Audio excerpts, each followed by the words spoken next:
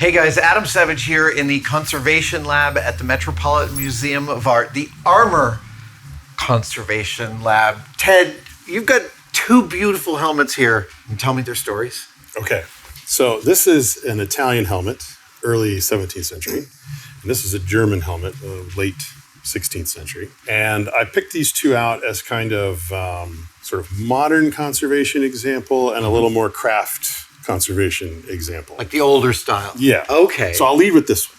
So this came into us, I don't know if you can see in the photo here, it's a little dark and crusty and the gold is Gilding pretty worn. This is gilding, is that right? It is gilding. And it's really worn away here, really whereas worn away. not here. So this is the before and an after, okay? Now, the reason I like this one here, this was clean, it was covered in rust and grime and dirt and accumulations over the surface. All of the crevices were full of accumulated and compacted dirt and grease and oil and wax and what have you. From centuries of people handling it and sitting on a shelf or in a drawer or God knows where it's been. It's had a lot of wear. You can see because of all the loss of the gilding, which would have been amalgam gilt. And so this is a real careful cleaning process, right? I'm using surgical scalpels to scrape rust and grime off without marking. Without marking it. I don't want to score it or scratch it. Wow, so that's rust that is creating some tiny layer and you're trying to scrape that while not scraping what's underneath. And it takes a lot of practice. You just get the scalpel at just the right angle and you got your magnifiers on and you just shave off to take off the rust and leave behind the browned surface. So does that take like 6 months? 2 weeks? No, not that long. A couple of weeks I spent on cleaning it. And then I'm going in with like little wooden toothpicks and things to get all the crevices. Oh my God. Sometimes I have to resort to a stiffer tool. But the point is, do no harm, right? Right. Get all this grime and grut off of there and leaving behind what we call a conservation surface. So you're not using Goo Gone or... I've got some solvents, mineral spirits, acetone, things like that. Light use, cotton swabs. Real gentle, go slow. But at the end of that, I come to a point where I don't have a lot of gold that's left. It's pretty worn off. But I was able to find is exactly preserved. That was how it was when I cleaned it. Because it was protected behind the visor. Which we often find, that if you lift apart two lames, you'll find underneath, oh, look, it's still blue and gold under there. And that's how you can determine original color and finish. We have a helmet in the collection that if you take off the visor and so on, you'll find it's still mirror polished under there. You can read your watch in it. Wow. And that's the original mirror polish. So this was very good. I was like, okay, that's a nice bit of gilding that's preserved. It looks really a lot better than most of the helmet. We're going to use it as a guide, okay? And so most of the gold you're looking at on here is actually pigment that I applied in the lacquers. Wow. Right? So I spent some time with different mica pigments of gold, right? Trying to work out the right tone and color, putting it into a lacquer and painting it on and saying, well, that looks too yellow, too orange, too thick, too thin. Once I kind of got it, I did a test section. I pitch it to the curators. I say, look, this is what I can do. Yeah. Right? Yeah. It'll make all of these monograms more legible. We use this as the sort of guide. And what we can put on display is a helmet that doesn't look brand new. I haven't restored the gold, but it is legible to the visitor. Right. And it's totally reversible. And so it's telling the story of the helmet. I mean, these look like almost like gang tattoos, right? Like they must tell a specific story about the wearer or the maker. Our assumption is that they are monograms that are significant to the owner. Yeah. But we haven't worked out who it is yet. It's a huge mystery. One kid's name, the other kid's name, the city he was born in. Some phrase, a prayer or religious thing. It might just be the last name and some family symbols. It's not quite certain. So the fun thing I did was I did half the helmet and I left the other half undone and I used it as a teaching tool for 3 or 4 years before the curator said, no, we really want to put that on display and maybe finish it. I was so mad because it was great to pull this out and I could have the unfinished side and then I could dramatically turn it to the finished side. And it was a lot of fun to have on there, but it's quite heavy. It's a crosshairs helmet and would have been with a really beefy armor that presumably would have been monogrammed and decorated similarly. So I'd love to know where the rest of the armor is, but that is I just want to say from a scenic standpoint, replicating what you had is so non-trivial. You must have done tons and tons of practice bits to kind of get that layout of the light and the dark and the mottled texture. I had a set of brushes and swabs and things, and I'd apply it and brush it on and then remove it and smear it, Was a protective layer put underneath the lacquer? Or It's coated. Then I apply the lacquer, and then I have another coating over the top of it because I don't want it to rub off. So that the lacquer can come off, and there's still a barrier coat before you're at the... Yeah, I take the whole thing back down to bare metal. It's all reversible coating and reversible pigment. And so I feel like that's a pretty good sort of representation of kind of how we can take care of a piece of armor with just kind of modern thinking. Okay. This guy is a little bit different. So this one, he came in, he was really, you can see we had a lot of rust going on and bad leather straps that were not on there properly. And when you see stuff like this is, within hundreds of years time span, that's an emergency, right? Like you don't want that rust to keep on. Yeah, I don't want that leather to stay on because that's what's causing the rust. Ah, okay. Right. And the rivets, there were some original rivets left on this, but it had been redone a couple of times, right? So when you have the cheek pieces on there, there's rivets that are holding the leather straps on the helmet and on the cheek piece. Mm-hmm. And the cheek piece was all wonky and falling off, and the leather was crummy, and they were stretched out. And you can see here, and maybe it's a little closer up here, that big piece of preserved gold. Yeah. There was a humongous, chunky, solid brass rivet over that for no reason. That's not even an original hole. These two pieces should support another little bit here that would have been part of the chin strap.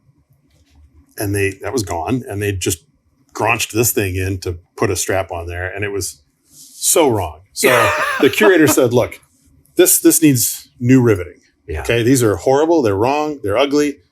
So I took out, I don't know, a few. You can see here a little chart of everywhere I put a new rivet or removed a rivet. Oh man. Or put a new cap on. So wait, a rivet and a cap?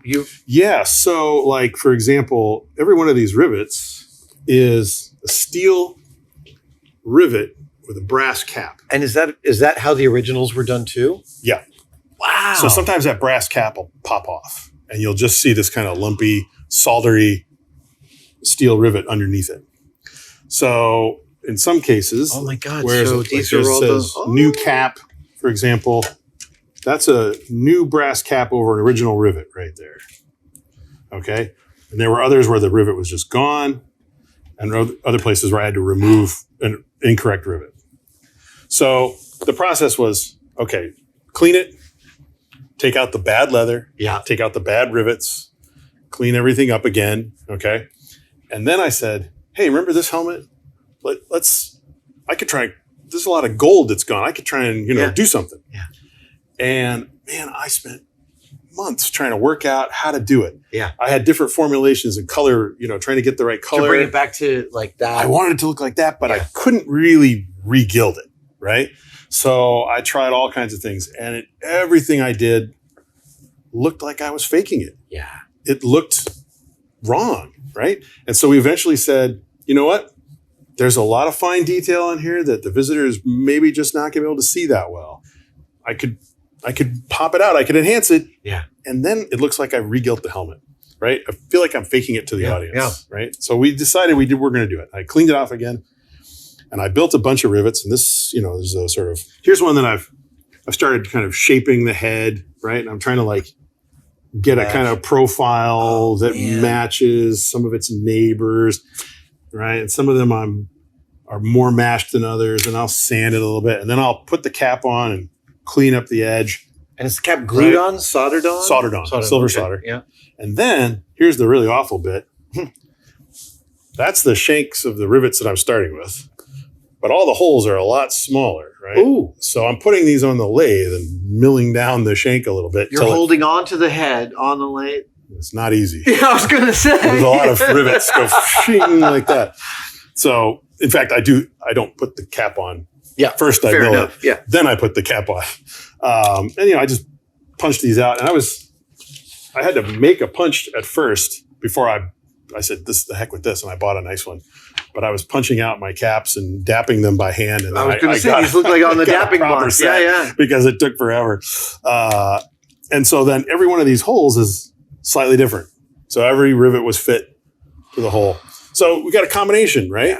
Of like, I'm making rivets, sort of the old-fashioned way, but I'm not going to change the helmet. I have to be very careful about not enlarging holes and things like that. And then the last thing, I made my own washers. And the washers then, this is sort of, just cut it out, started to shape it, and then I've stamped it MMA. So in addition to my little handwritten picture there, if you turn this up inside out, which I can do, you can see the inside of a helmet if you like. Yes. You'll be able to see where original rivets and old leather is and new rivets, and there's little MMAs on there. So this is the thing, like people may look at this and be like, well, those rivets look pretty crunchy, but like that's exactly how, those washers, but that's exactly how they made them. I was copying what was in there. That's incredible. At least enough. Yeah. Right? So that you don't look at it and think, oh, what's going on? But you do look and you say, okay, that one's modern. And then, we remade the leather and made them fit a little better, and they've got a little play so they're not so stiff. Do you treat the leather to keep it from imparting moisture to the steel? We're using leather that is cured. It's not vegetable tan leather. Okay. And then I saturate it in waxes and things like that and color it. Plus there's wax barrier layers between the leather and the steel. Oh, everything's coated. Right. It is the sort of thing that we need to keep an eye on, but as you can see, it's been now on display a good 5 or 6 years and seems to be doing all right. So I've been handed some pieces of mushroom leather lately that are I've heard of this. incredibly realistic feeling and no actual leather. I haven't had any in hand yet. Yeah. I'd be curious to know how that stands up. We have a whole science department that specializes in, here's a piece of leather. Can you run it through the tests? And I'll tell you, this is full of acids and chemicals. Don't put this anywhere near the art. Or this fabric you've chosen for your case is perfect. You can put anything in that case you want. Yeah. Or, okay, we're going to build these cases out of only these materials so that the gas buildup inside of a sealed case isn't causing more deterioration. My helmet to corrode. I don't want that to happen. Now, I'm really fascinated by this little spring piece because it looks clear to me that there was some visor that clipped in. A nose piece, actually. A nose piece. Oh, okay. Would have had. So this is an interesting helmet. This is German, but in the sort of Ottoman style, right?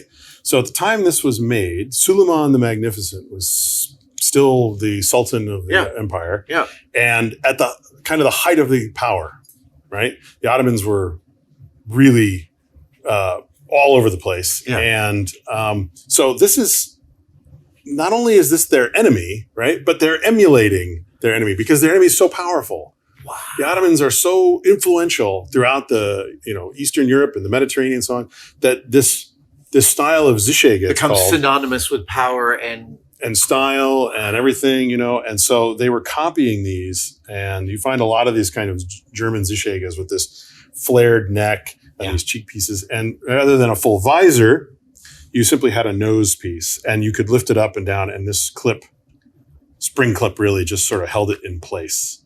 And they're often gone or broken or damaged, or these things are gone. I'm looking at these and I'm seeing all the institutional knowledge you get from them and impart to them. Okay. And I once visited a tank museum and found out that it was so extensive. The military sent new tank designers to this museum to learn what they could from the art of making tanks. Do you guys ever participate in such an exchange? Like, do modern armorers come and look towards this stuff? Yes and no. Not in a while. Okay. Not in a while. We have learned a lot about body armor and protecting the body, which is knowledge that people learned the hard way a long time ago. Yeah. For example, a helmet like this, it's not just shaped like this for fun, right? There's certain features of it. You want this extending over the neck, right? You want this brow here over your face. Peaks and ridges give strength to the dome. Right. Okay. And these are lessons, as you say, learned the hard way. So, if you look at helmets, just as an example, across history, from the ancient Greeks to modern day, you will see certain features that persist. And I can show you some examples. Yeah, please. Okay. Ted, I didn't expect to see modern military helmets in this shop. Yeah. So, Tachot started as the armorer in the department. Yeah. And he left in 1919, left us all his tools. I know you've seen those and you like them. Yeah. And there were a few other armorers kind of came along. And then we got a guy named Leonard Heinrich. Now, the story of these is about Heinrich, but we have to go back to Tachot to tell the earlier part of the story. Basher Dean was commissioned by the U.S. Army for the First World War to study body armor because, as you know, the trench combat was terrible.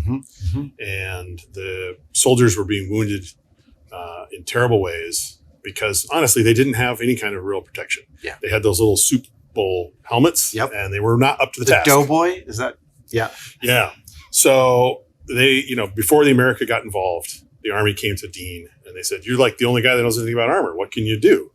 And he said, "Right." And he set to. And he was very, very methodical, very serious about it. After the war, published a fantastic treatise on all of his research and knowledge. But he developed all kinds of ideas about armor, looking at what kinds of wounds the men were getting, what kind of weapons they were up against, and what he could learn from older armors. Yeah. Right. He noticed certain features that all helmets had. They had strength in certain ways and coverage in certain ways. And he was applying all these ideas. And he came up with this is just one example of the kinds of prototypes that he was developing. But 1917, 18, that looks like such a modern helmet. It does. It does. Unfortunately, it also looked a lot like the German helmet.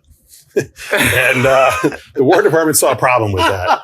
Sure. They did not approve his helmet design. They did not want to emulate their enemies. They did not want to emulate their enemies. But you can see there's this sort of ridge that comes out, the brim flaring. It covers the neck. It's higher up over here, and then it comes down over the ears and covers the neck. Actually, a little bit like the Montefortino helmet that you were looking at earlier. Yeah. Right.